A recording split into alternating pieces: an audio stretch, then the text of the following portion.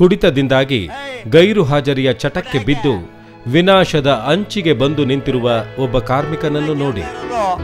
ನಾನು ಮನೆ ಯಜಮಾನ, ಹೊಟ್ಟೆ ಹಸ್ತು ಸಾಯ್ತಾ ಇದ್ದೀನಿ, ಗಂಟೆ 2 ಆಗಿದೆ, ಊಟ ಹಾಕ್ಬೇಕು ಅಂತ ಜ್ಞಾನ ಇದೆ ನಿನಗೆ? ಏನ್ ಕಡ್ದಾಕ್ಬಿಟ್ಟಿದೆ ಅಂತ ಬಂದ ತಕ್ಷಣ ನಿಂಗೆ ಉಣ್ಣಕ್ ಇಕ್ಬೇಕು? ನಾನು ಆಸೆ ಆಕಾರ ಕಟ್ಟಿ ಹಾಲ್ ಮಾರಿ ಸಂಪಾದನೆ ಮಾಡ್ತಿರೋದ್ರಿಂದಾನೆ ನಮ್ ಸಂಸಾರ ಚೆನ್ನಾಗಿ ನಡೀತಾ ಇರೋದು. ದಿನ ಹಿಂಗ್ ಡ್ಯೂಟಿಗೆ ಚಕ್ಕರ್ ಹಾಕೊಂಡು ಮನೆ ಜವಾಬ್ದಾರಿನೇ ತಗೊಂತಾ ಇಲ್ವಲ್ಲ, ಇದು ಹೆಂಗೆ ಅಂತ? ಜವಾಬ್ದಾರಿ ಬಗ್ಗೆ ನನಗೆ ಹೇಳ್ಬೇಡದೇನು. ನೋಡು, ನನಗೆ ಡ್ಯೂಟಿ ಮಾಡೋಕೆ ಬೇಜಾರಿಲ್ಲ, ಆದರೆ ಡಿಪೋ ಮ್ಯಾನೇಜರು ನನಗೆ ಕೇಳಿದ್ರು ಊಟ ಹಾಕೊಳ್ಳಿ, ನಾನು ಡ್ಯೂಟಿ ಮಾಡ್ತೀನಿ. ತಿಂಗಳಿಗೆ 15 ದಿನ ನೀನು ಡ್ಯೂಟಿಗೆ ಚಕ್ಕರ್ ಹಾಕ್ತೀಯ. ನಿನ್ ಮಾತು ಯಾಕೆ ಕೇಳ್ಬೇಕು ಆ ಡಿಪೋ ಮ್ಯಾನೇಜರು? ನಿನ್ ಬುದ್ಧಿಗೆ ಬೆಂಕಿ ಹಾಕ. ಅಮ್ಮ, ನಿನ್ಗೂ ಬುದ್ಧಿ ಇಲ್ಲ. ಕೋಣ ಮುಂದೆ ಕಿಂಡ್ರಿ ಬಾರ್ಸೋ ತರ ದಿನ ಹೇಳಿದ್ನೇ ಹೇಳ್ತಾ ಇರೋ. ನಂಗೆ ಹೊಟ್ಟೆ ಹಸ್ತಾ ಇದೆ, ಊಟ ಮಗಳೇ ಭದ್ರ. ಹಿಂಗೆ ನನ್ನ ಮಗ ನನ್ನ ಆಡ್ಕೊಳ್ಳಂಗೋಯ್ತು ಮನೆ ಒಳಗೆ. ಆ ಕಡೆ ಡ್ಯೂಟಿಲೂ ನೆಮ್ಮದಿ ಇಲ್ಲ, ಮನೆಯಲ್ಲೂ ನೆಮ್ಮದಿ ಇಲ್ಲ.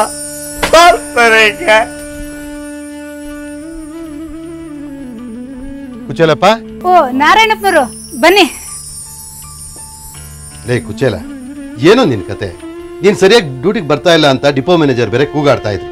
ನೀನ್ ಡ್ಯೂಟಿ ಚಕ್ಕರ್ ಹೊಡೆದಿದ್ದಕ್ಕೆ ನೀನ್ ರೂಟ್ನೇ ಕ್ಯಾನ್ಸಲ್ ಮಾಡಿದ್ದಾರೆ. ಸರಿಯಾಗಿ ಡ್ಯೂಟಿ ಮಾಡೋದಕ್ಕೆ ಏನಾಗೋಯ್ತು ನಿಂಗೆ? ನಾರಾಯಣಪ್ಪ, ನೀನು ಯಾವನ ನನಗೆ ಹೇಳೋದಕ್ಕೆ? ನಿನ್ಗೇನೋ ಒಳ್ಳೆ ರೂಟ್ ಹಾಕೊಟ್ಬಿಟ್ಟವ್ರೆ, ಡ್ಯೂಟಿ ಮಾಡ್ತೀಯಾ? ನಮ್ ಕಷ್ಟ ತಿರುಗೇನು ಗೊತ್ತಾಗೋ, ಸುಮ್ಮನೆ ಕುತ್ಕೊಳ್ಳಲ್ಲೇ ಹೇಳ್ಬಿಟ್ಟ ದೊಡ್ಡ ಮ್ಯಾನೇಜರು. ಕುಚೇಲಪ್ಪ, ನಾನು ಎಲ್ಲಾ ರೂಟ್ಗಳಲ್ಲೂ ಕೆಲಸ ಮಾಡ್ತೀನಿ. ನನಗೆ ರೂಟ್ ಮುಖ್ಯ ಅಲ್ಲ, ಕರ್ತವ್ಯ ಮುಖ್ಯ. ಕರ್ತವ್ಯನೇ ದೇವರು ಅಂತ ತಿಳ್ಕೊಂಡ್ರು. ಕುಚೇಲಪ್ಪ, ನಾನು ಸಂಸ್ಥೆಯಲ್ಲಿ ಗೈರಾಜರಾಗ್ದಿರಾ ಕಷ್ಟಪಟ್ಟು ಕೆಲಸ ಮಾಡಿ ಮನೆ ಕಟ್ಟಿದ್ದೀನಿ. ಗೃಹ ಪ್ರವೇಶಕ್ಕೆ ಅಂತ ಕಾರ್ಡ್ ಕೊಡೋದಕ್ಕೆ ಬಂದಿದ್ದೀನಿ. ಲೇ ಕುಚೇಲ, ನೀನು ಈ ರೀತಿ ಕುಡಿದು ಹಾಳಾಗ್ತಾ ಹೋದ್ರೆ ಇರೋ ನೀನೊಬ್ಬ ಮಗನ ಗತಿ ಏನು? ನಿನ್ನ ಸಂಸಾರದ ಗತಿ ಏನು ಅಂತ ಸ್ವಲ್ಪ ಯೋಚನೆ ಮಾಡಿ ನೋಡೋ. ನಾನು ಸಂಸಾರ ವಿಚಾರ ಕಟ್ಕೊಂಡು ನಿನಗೇನಲ್ಲ ಬಂದಿದೀಯಾ? ಕಾರ್ಡ್ ಕೊಟ್ಟಿದೀಯಾ? ರೈಟ್ ಹೇಳೋ. ಬೈಯೋರು ಬದುಕ ಕೇಳ್ತಾರೆ. ನಾರಾಯಣಪ್ಪ ಏನೋ ಒಂದ್ ಒಳ್ಳೆ ಮಾತು ಹೇಳಿದ್ರೆ ಅವ್ರ ಮೇಲೆ ರೇಗಾಡ್ತಿದ್ಯಲ್ಲ ಮೂದೇವಿ. ನನಗೆ ತಿವಿತೇನೆ ಕತ್ತ.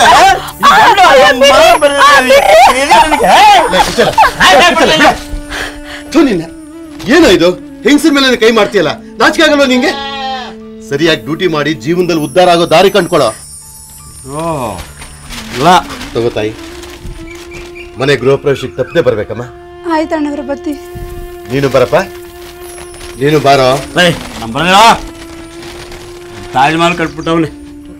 ಊಟ ಎಲ್ಲರೂ ನನಗೆ ಬೈಯೋರೆ. ಡ್ಯೂಟಿಗೆ ಹೋದ್ರೆ ಆಫೀಸರ್ ಬೈತಾನೆ, ಮನೇಲಿ ಹೆಂಡತಿ ಬೈತಾಳೆ, ಅಲ್ಲಿ ಮಗನೂ ಬೈಯೋನೆ. ಕುಚೇಲಪ್ಪನ ಭವಿಷ್ಯ ಏನಾಯಿತು?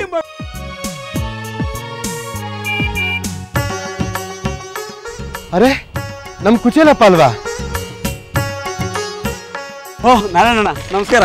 ನಮಸ್ಕಾರ. ಚೆನ್ನಾಗಿದೆಯಾ ಕುಚೇಲಪ್ಪ? ಚೆನ್ನಾಗಿದ್ದೀನಿ. ಚಿಕ್ಕಬಳ್ಳಾಪುರ ಡಿಪೋಲ್ ಕೆಲಸ ಮಾಡ್ತಾ ಇದೆಯಂತೆ? ಹೌದು ನಾರಾಯಣ, ಅದೆಲ್ಲದಕ್ಕೂ ಕಾರಣ ನೀನೆ. ಅವತ್ತು ನೀನು ಗೃಹ ಪ್ರವೇಶದ ಕಾರ್ಡ್ ಕೊಡಕ್ಕೆ ಬಂದಾಗ ಬೈದು 4 ಬುದ್ಧಿ ಮಾತು ಹೇಳಿದ್ದು ನನ್ನ ಭವಿಷ್ಯನೇ ಬದಲಾವಣೆ ಮಾಡಿಬಿಡ್ತು. ಅಂದಾಗೆ ನಾರಾಯಣ, ನಿನ್ನ ಆಶೀರ್ವಾದದಿಂದ ಮನೆ ಕಟ್ಟಿದೆ. ಮುಂದಿನ ವಾರನೇ ಗೃಹ ಪ್ರವೇಶ. ದಯವಿಟ್ಟು ನಿಮ್ಮ ಸಂಸಾರ ಸಮೇತ ಬರಬೇಕು. ಆಮೇಲೆ ನೀನಂತೂ ಮಿಸ್ ಮಾಡೋ ಹಾಗೆ ಇಲ್ಲ, ಯಾಕೆಂದರೆ ಈ ಕಾರ್ಡು ನಿನ್ನ ಕೈ ಸೇರೋದಕ್ಕೆ ನೀನೇ ಕಾರಣ. ನಾನು ಕಾರಣ ಅಲ್ಲಪ್ಪ, ಎಲ್ಲ ದೇವ್ರ ದಯೆಯನ್ನು.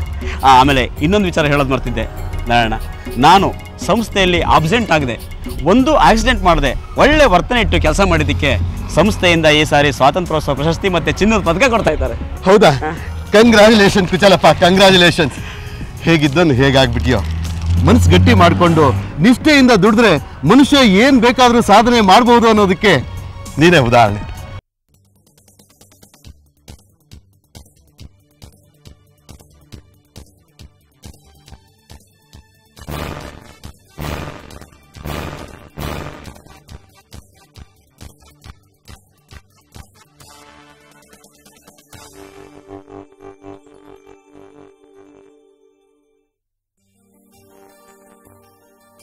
ಬೆಂಗಳೂರು ಮಹಾನಗರ ಸಾರಿಗೆ ಸಂಸ್ಥೆ ನಿರ್ವಾಹಕಗಳಿಗೆ ಈ ನಿಮ್ಮ ರಮೇಶನ ಪ್ರೀತಿಯ ಸಿಹಿ ನಮಸ್ಕಾರಗಳು. ಬೆಳ್ಳಿ ತೆರೆ ಮೇಲೆ ಕಾಣಿಸ್ಕೊಳ್ಳೋ ಈ ಮನುಷ್ಯ ಇಲ್ಲಿ ಏನ್ ಮಾಡ್ತಾ ಇದ್ದಾನೆ? ಇವನು ನಮ್ಮ ಸಂಸ್ಥೆಯಲ್ಲಿ ಏನ್ ಕೆಲಸ ಅನ್ನೋ ಪ್ರಶ್ನೆ ನಿಮ್ಮಲ್ಲಿ ಗೊತ್ತಿರ್ಬೇಕು. ಇಲ್ಲಿ ಜೋಕ್ ಹೇಳ್ಕೊಂಡು ಕಾಮಿಡಿ ಮಾಡಕ್ ಬಂದಿದ್ದಾನ ಅಥವಾ ನಮ್ಮನ್ನು ಜೊತೆ ಕುಣಿಯಕ್ಕೆ ಹೇಳಿ ಹೊರಟ ಏನೋ ಸಿನಿಮಾ ತೆಗಿಯಕ್ ಬಂದಿದ್ದಾನ ಅಂತ ನೀವು ಯೋಚಿಸಿರ್ಬೋದು. ಎರಡೂ ಅಲ್ಲ.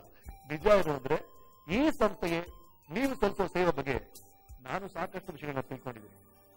ಇದ್ರ ಜೊತೆ ನಿಮ್ ಜೊತೆ ಮಾತಾಡಬೇಕು, ವಿಚಾರ ವಿನಿಮಯ ಮಾಡಬೇಕು ಅಂತ ನಾನು ಕಾಯ್ತಾ ಇದ್ದೆ. ನನ್ನ ಮನಸ್ಸಲ್ಲಿರೋ ಈ ವಿಷಯ ನಿಮ್ ಸಂಸ್ಥೆಯವ್ರು ಹೇಗೆ ಗೊತ್ತಾಗ್ತೇನೋ ದೇವರೇ ಬಲ್ಲ. ಮೊನ್ನೆ ಫೋನ್ ಹಚ್ಚೇ ಬಿಟ್ರು, ಏನ್ರೇ ರಮೇಶ್ ಏನ್ ವಿಷಯ, ಸಿನಿಮಾ ಆಕ್ಟರ್ ಆದಾಗ ನಮ್ಮ ಬಸ್ಸಲ್ಲಿ ಓಡಾಡ್ತಾನೆ ಇಲ್ಲ, ಇತ್ತೀಚೆಗೆ BMTC ಆಗೋ ಬದಲಾವಣೆಗಳು ಬೆಳವಣಿಗೆ ಬಗ್ಗೆ ಗೊತ್ತಾ ನಿಮ್ಗೆ? ನಾವೀಗ ಈ ನಗರದ ಅಚ್ಚುಮೆಚ್ಚಿನ ಸಂಗಾತಿ ಗೊತ್ತಾ ನಿಮ್ಗೆ, ಬನ್ರಿ ನಮ್ ಬಸ್ಸಲ್ಲಿ ಒಂದ್ಸಲ ಪ್ರಯಾಣ ಮಾಡ್ರಿ ಅಂತ ಒಂದೇ ಮೊದಲು ಆಜ್ಞೆ ಮಾಡ್ಬಿಟ್ರು. ನಿಜ ಹೇಳ್ಬೇಕಂದ್ರೆ ನಾನು ಇದಕ್ಕೆ ಕಾಯ್ತಾ ಇದ್ದೆ. ಅವ್ರು ಕೊಟ್ಟಿದ್ದ ಆಜ್ಞೆನ ಆಹ್ವಾನವಾಗಿ ಸ್ವೀಕರಿಸ್ಕೊಂಡು ಒಂದು ವಾರದಿಂದ ನಿಮ್ ಬಸ್ಸಲ್ಲಿ ಓಡಾಡಿದ್ದು. ಪ್ರಯಾಣಿಕರ ಜೊತೆ ಮಾತಾಡಿದ್ದೆ, ಡ್ರೈವರ್ ಜೊತೆ ಮಾತಾಡಿದ್ದೆ, ಕಂಡಕ್ಟರ್ ಮಾತಾಡಿದ್ದೆ. ಈ ಒಂದು ವಾರದಲ್ಲಿ ನನಗೆ ಗೊತ್ತಾಗಿರೋ ವಿಷಯ ಏನು ಅಂದ್ರೆ, ಈ ಸಂಸ್ಥೆಯ ಕೀರ್ತಿಯನ್ನ ನಿಜವಾಗಲೂ ಎತ್ತಿ ಹಿಡಿಯೋರು ನೀವು, ಈ ಸಂಸ್ಥೆಯ ಚಾಲಕರು, ಈ ಸಂಸ್ಥೆಯ ನಿರ್ವಾಹಕರಾದ ನೀವು. ಮುಖ್ಯವಾಗಿ ಪ್ರಯಾಣಿಕರ ಯೋಗಕ್ಷೇಮವನ್ನು ನೋಡ್ಕೊಳ್ಳೋ ವಿಷಯದಲ್ಲಿ, ಈ ಸಂಸ್ಥೆಯ ಹಿತಾಸಕ್ತಿಯನ್ನ ಕಾಪಾಡೋ ವಿಷಯದಲ್ಲಿ ನೀವು ನಮ್ಮ ದೇಶವನ್ನ ಕಾಪಾಡೋ ಸೈನಿಕರಿಂದ ಯಾವುದೇ ರೀತಿಯಲ್ಲೂ ಕಮ್ಮಿ ಇಲ್ಲ. ಈ ನನ್ನ ಅನುಭವಗಳನ್ನ, ನನ್ನ ಅನಿಸಿಕೆಗಳನ್ನ ನಿಮ್ ಜೊತೆ ಹಂಚ್ಕೊಳ್ಳೋಕೆ ನಾನು ಇಲ್ಲಿ ಬಂದಿರೋದು. ಸರಿ, ಜೊತೆಗೆ ಪ್ರಯಾಣ ಮಾಡೋಣ, ನೀವು ಮತ್ತೆ ನಾನು. ರೆಡಿ? ರೈಟ್. ಗಂಗೇರಲ್ಲಿ ಮಲ್ಲೇಶ್ವರ, ನಾಗರಾಜ್, ವಿಜಯನಗರ ಆಫೀಸ್ ಸರ್. ಬನ್ನಿ ಒಳಗೆ ಬನ್ನಿ ಹೇಳಿ ಸರ್. Thank you sir. ಏನಿಲ್ಲ ನೇತಾಡ್ತಾ ಇದ್ದೀರಾ? Break dance. ಸಂಜೆ ಡ್ಯೂಟಿ ಮುಂದೆ ನಾನು ಬರ್ತೀನಿ, ಎಲ್ಲ ಜೊತೆಗೆ ಡ್ಯಾನ್ಸ್ ಮಾಡಿ. ಈ ತರ ಬ್ಲಾಗ್ ಮಾಡ್ಕೊಂಡು ನಿಂತ್ಕೊಂಡ್ಬಿಟ್ರೆ 10 ನಿಮಿಷದಲ್ಲಿ ಹೆಂಗೆ ತೊಂದರೆ ಆಗಲ್ಲ. ದಯವಿಟ್ಟು ಹೋಗಿ ಆ ಸೀಟಲ್ಲಿ ಕೂತ್ಕೊಳ್ಳಿ ಪ್ಲೀಸ್.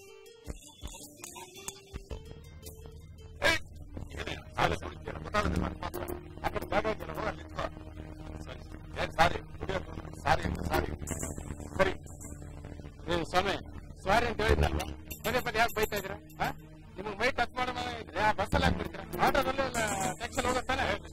ಯಾವ್ದ್ರಲ್ಲಿ ಹೋಗ್ಬೇಕು, ಯಾವ್ದ್ರಲ್ಲಿ ಬರ್ಬೇಕು ಅಂತ ನನಗೆ ಚೆನ್ನಾಗಿ ಗೊತ್ತಿದೆ. ನಿಮ್ ಕೈನಲ್ಲಿ ಹೇಳ್ಸ್ಕೋಬೇಕಾಗಿಲ್ಲ. ಆಡೋದು ಮಾಡ್ಬಿಟ್ಟು ಕಲ ಹಠ ಮಾಡ್ಬೇಡ, ಹೋಗಲ್ಲ. ವಯಸ್ಸಾಗಿದೆ, ಸ್ವಲ್ಪ ಬುದ್ಧಿ ಇಲ್ರಿ. ಅನೋ ದೇವರು, ಏನು ಸಣ್ಣ ಪುಟ್ಟ ವಿಷಯಗಳ ಹತ್ರ ಜಗಳ ಆಡ್ತಿದ್ರಲ್ಲ ನೋಡಿ ಸರ್. ಅಲ್ಲ, ಅವ್ರು ಸಾರಿ ಅಂತ ಹೇಳಿದ್ರಲ್ಲ, ಬೇಕು ಅಂತ ಕಾಲ್ ತುಳಿತಾರ? ಏನೋ ಒಂದು ಅರ್ಧ ಗಂಟೆ ಅಡ್ಜಸ್ಟ್ ಮಾಡ್ಕೊಂಡು ನಗರಂತ ಹೋಗ್ಬಿಡ್ಬೇಕಪ್ಪ. ಆಯ್ತು ಬಿಡಿ ಸರ್. ನನ್ ಸ್ಟಾಪ್ ಬಂತು. ಮುಂಚೆ ಒಂದು ಕೊನೆ ಮಾತು, ನಿಮ್ಮ ಮೇಲಿರೋ ಪ್ರೀತಿಯಿಂದ ನನಗೆ ಅನ್ಸಿದ್ದನ್ನೆಲ್ಲರೂ ಹೇಳ್ಬಿಟ್ಟಿದ್ದೀನಿ. ನೀವು ಅದನ್ನು ಒಳ್ಳೆ ರೀತಿಯಲ್ಲಿ ಸ್ವೀಕರಿಸ್ತೀರಾ ಅನ್ನೋ ನಂಬಿಕೆ ನಂದು. ಒಬ್ಬ ಕಲಾವಿದನಾಗಿ ನಿಮ್ಮ ಭಾವನೆಗಳೆಲ್ಲ ನನಗೆ ಅರ್ಥ ಆಗುತ್ತೆ. ನಿಮ್ದು ಯಾವ್ದು ಸಮಸ್ಯೆಗಳಿರುತ್ತೆ, ನಿಮ್ದು ಯಾವ್ದು ಮೂಡ್ಗಳಿರುತ್ತೆ. ಅವು ಏನೇ ಇದ್ರು ಯೂನಿಫಾರ್ಮ್ ಹಾಕೊಂಡಿದ್ದ ತಕ್ಷಣ ನಿಮ್ಮ ವೈಯಕ್ತಿಕ ಸಮಸ್ಯೆಗಳು ಎಲ್ಲವನ್ನು ಮರೆತು ಈ ಸಂಸ್ಥೆಯ ಹಿತಾಸಕ್ತಿಯನ್ನ ಕಾಪಾಡೋ ಪ್ರತಿನಿಧಿ ಆಗಬೇಕು. ಯಾವುದೇ ಕಾರಣಕ್ಕೂ ಪ್ರಯಾಣಿಕರ ಜೊತೆ ಕೆಟ್ಟದಾಗ ನಡ್ಕೊಳ್ಳೇಬೇಕು. ನಿಮ್ಮವರೇ ಹಲವರು ಹೇಳಿದ್ರು, ಪ್ರಯಾಣಿಕರೇ ನಮ್ಮ ಯಜಮಾನರು, ಅವ್ರು ಕೊಡೋ ಪ್ರಯಾಣ ಶುಲ್ಕನೇ ನಮ್ಮ ಆದಾಯ ಅಂತಲ್ಲ. ಆಗಿರ್ಬೇಕಾದ್ರೆ ಆ ಯಜಮಾನರನ್ನ ಸಂತೋಷವಾಗಿಟ್ಟಿರೋದು ನಿಮ್ ಕರ್ತವ್ಯ. ಪ್ರಯಾಣಿಕರನ್ನ ಸಂತೋಷವಾಗಿಟ್ಕೊಳ್ಳಿ, ಅವ್ರು ನಿಮ್ಮನ್ನು ಖಂಡಿತವಾಗಿ ಸಂತೋಷವಾಗಿಟ್ಕೊಳ್ತಾರೆ. Okay, hold on.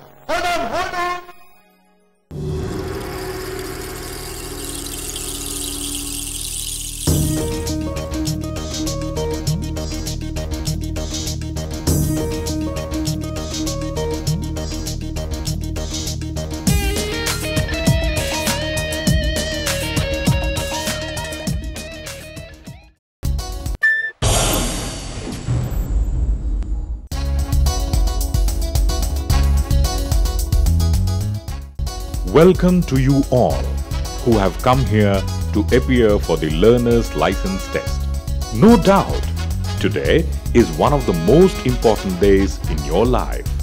A day when you will take your first step towards acquiring the legal right to drive a motor vehicle. First, let us learn about the hand signals. Before moving your vehicle, taking a right turn, taking a left turn, and before slowing down your vehicle, before stopping your vehicle, and while giving way to a driver who wants to overtake your vehicle, always give the hand signals shown here without fail. Parallelly, by switching on the rear left blinker and moving your vehicle to the left side of the road also, you can facilitate the driver behind you to overtake your vehicle.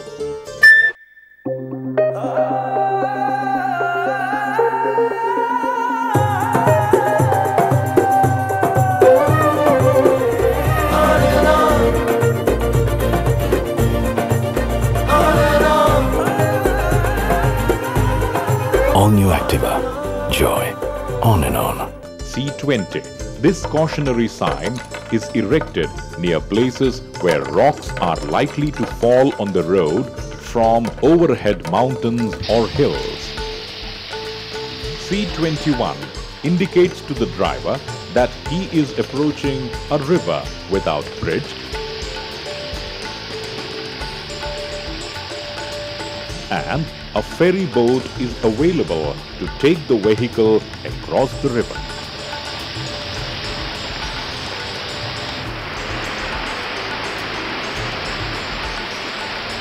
C36 and C37 are cautionary signs erected at a distance of 200 meters and 50 to 100 meters respectively before a guarded railway gate.